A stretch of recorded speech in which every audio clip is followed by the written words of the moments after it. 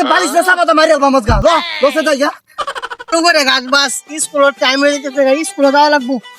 আরে এটা তো আমি জানি আব্বা আয় নাকি আমরা বুঝলাম না পরীক্ষা যদি পরে না দিবার দে ম্যাডাম এবারে কি অবস্থা না হইব আবার নে পিছে পড়বো এর আগে আব্বার কিপটা মানির কারণে পিছে বসছি ম্যাডাম পরীক্ষা দিবার দিছে না বাবারা আর কাজ কাম করা লাগতো না। হ্যাঁ কি গো আব্বা তুমি করবা আর কাম করা লাগতো না।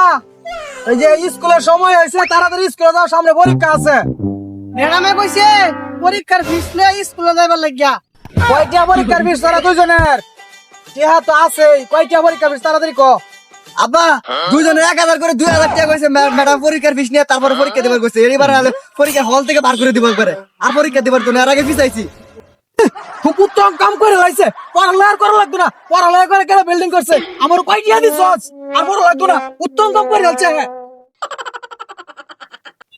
দেখছস দেখছস চুরি ভাই বুড়া করে বুড়া কামটা কি কাম করতে করতে 2 লাখ লাখ টাকা জমা দিছি, 2000 টাকা পরীক্ষার ফিস দিতে তো না।